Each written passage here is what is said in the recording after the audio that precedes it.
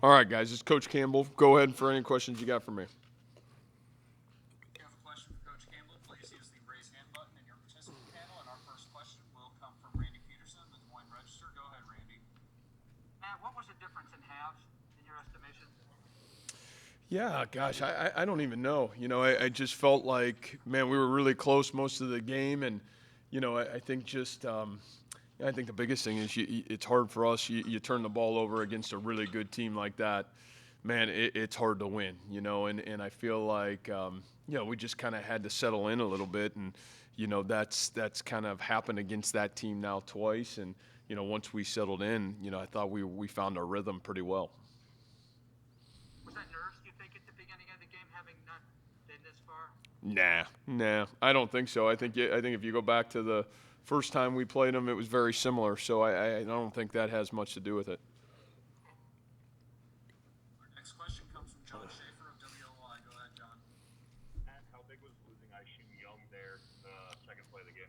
Well, a challenge, but I feel like that's kind of where we live. The obstacle's the way, and you know what? You have to overcome it, and we did. And those guys that came in played outstanding, and quite honestly, really proud of some of those guys. So, you hate to lose a good player like that, but that is what it is, and you take it, you move on from it, and boy, it gave some other guys a great opportunity to get in and really kind of show their growth. So I was really proud of some of those guys.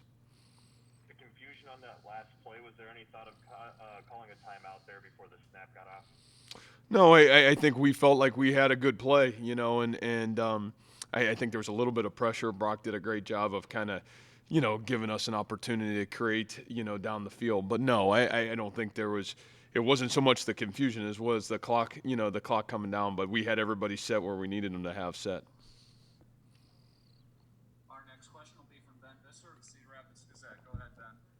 Hey, Coach, I feel like we've asked this question a few times this year, but what can you say about the fight resolve of this team? I mean, you're obviously down pretty big at half, and then you come clawing back.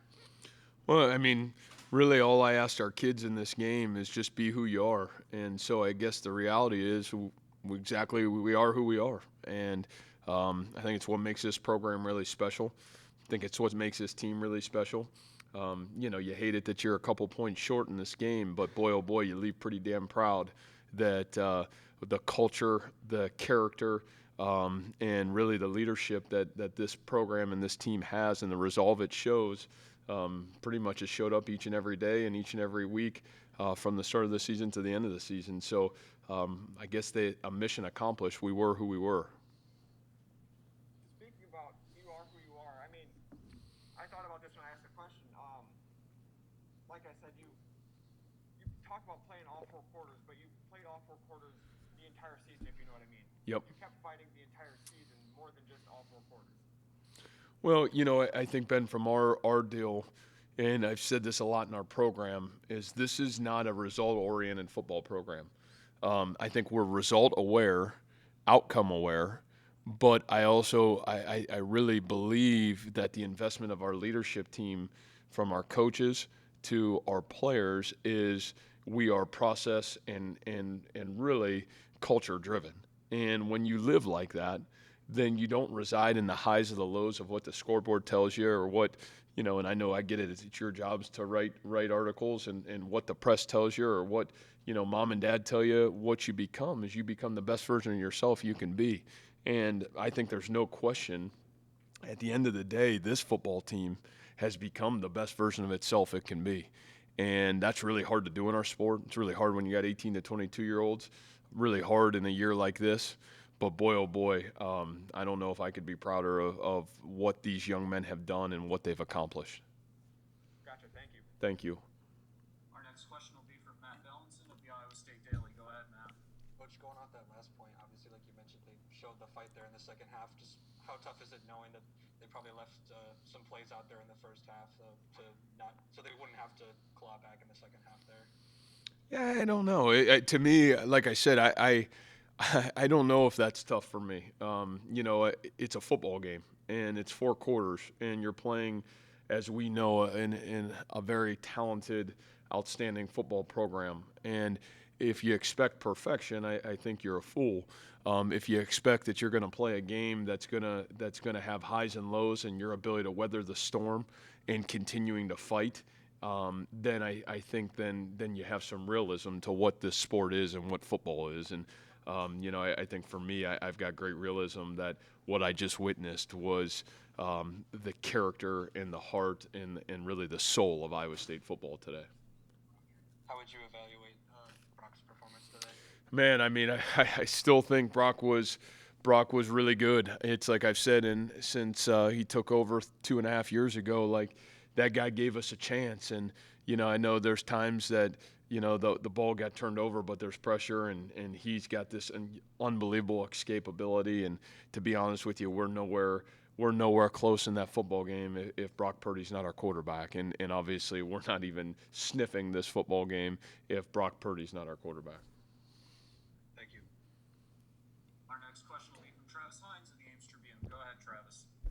Matt, on that last offensive drive, you guys were moving the ball pretty well, but how much did those false starts kind of get you off schedule from what you were doing? Yeah, I mean, obviously those penalties hurt, and they've got great edge rushers, and I think it pulled a couple of those guys off sides. And so again, I do think our detail at times, Travis, in this game wasn't, in all phases, it wasn't as good as we needed it to be. But I still felt like, again, we've given ourselves every opportunity to go win the game, and but that hurt us there at the end. Responding after losses has not been a problem for this team, but what do you expect, or what do you hope to see in a couple of weeks before whatever bowl game comes your way? Well, you got to grow, right? I mean, the season's not over. Obviously, the regular season now is, and the championship game is. But I love the character and the humility of this team. I know what the senior leadership and the elite junior leadership that we have in this program, and I expect us to continue to respond and continue to grow. And again, this group has never disappointed me once, and I would certainly be shocked if they disappointed me now. Any thought or hope of where you guys might land? No, I'll be honest with you. I don't even know what bowl games are being played or what the process is. And to be honest with you, we'll worry about that probably sometime tomorrow. But really could care less. Just hope this team gets another opportunity to play football. Thank you. Yep. Our next question will be from Ben Visser of the Cedar Rapids Gazette. Go ahead, Ben. Hey, Coach, what do you see from Oklahoma's defense that contained Brees Hall and got pressure on Brock Purdy relatively often tonight or today? Yeah, I thought it was, you give those guys credit. I mean, they found some unique ways to get an extra hat in the box. We struggled to, create great vertical run seams and consistently doing those things. And, so I thought they did a really good job. And, they've played outstanding on defense really for the majority of the year. And, hats off to obviously Coach Grinch and certainly Oklahoma. Our next question will be from Randy Peterson of the Des Moines Register. Go ahead, Randy. Matt, talking about the OU defensive line for a minute, they were outstanding today, the OU defensive line. How much did it hurt your offensive line when Remsburg got hurt very early in the game? Yeah, really the first offensive play, Randy. So that was tough losing Jake, and I'll have to go back and watch the video and see how Joey played. I think the positive is you got a guy like Joey who actually started against Oklahoma the last time. So I don't know if that was as big a deal other than the fact of Jake has played really good football for this team, and we're really, really proud of what he's done and accomplished as a redshirt freshman. Our next question will be from Jared Stansberry of Cyclone Fanatic. Go ahead, Jared. Coach, you obviously have a lot of guys who, I know you have to play a bowl game, but you have a lot of guys who will be coming back next year. Do you envision coming up short in this game being a thing that will drive them going into, the offseason? Yeah, I don't know. It just depends what kind of team we have. I think it's going to be really interesting to, get to the end of the season. Obviously, continue to evaluate our year, and then figure out what kind of team is coming back. To me, it was the senior leadership of this year's team that allowed greatness to occur. it'll be fascinating to me to see, what the character, what kind of leadership we will get from next year's group. And, that's, I think, it's really early to kind of figure that out and, truly understand that. But, I do know there's some great, great young men that are coming in to be seniors next year for this program. And, certainly look forward to evaluating next year's team when it's appropriate to do so. Time for two more questions for Coach Campbell. Our next one will be from John Schaefer of WOY. Go ahead, John. Matt, what can you say about Xavier Hutchinson's performance today? I mean, he showed flashes of Hakeem Butler, Alan Lazard, and even his own personality out there today. Well, I'd almost tell you guys I told you so. I think I've been telling you about this guy from the before the season started. And like I said, I think my favorite thing about X is from the day that I met Xavier, and from the day that he showed up on our campus, he has worked as harder than any of the players in our football program. And when you have great talent and then you're willing to have an elite work ethic next to that talent, then in the biggest moments, your God-given ability shines. And for X, he shines. And, I think to me that's exciting. You're proud to be able to coach a guy like that. A guy like that brings out the best not only in himself but those around him. And so I'm really grateful that he's in our program, and he certainly made Iowa State football a lot better. Our final question will be from Jet Beecham of KGAN. Jet, go ahead.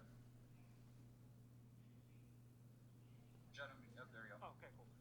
Matt, lastly, your defense was stellar today, especially missing Aisheem Young early, and especially with the 3 picks. How proud of you were you of those guys of rallying and really being, that key to that second half comeback and stopping and forcing OU to punt and obviously holding to a field goal in that last drive? Man, I mean, what those guys did today on defense, I mean, and they've done it all year. It's not just today. But, I mean, when you've got a great defense, they give you a chance to win football games, and they give you a chance to play really high-end football. And obviously, you look at that senior leadership on that side of the ball, and the Greg Eisworths and the Jaquan Baileys and the Eni Razarike and, Jake Hummel. I mean, man, we're Lawrence White. We're blessed to have so many amazing humans on that side, and not only amazing humans but great players. And I think that what I love about them is they never flinch, and they never flinched today.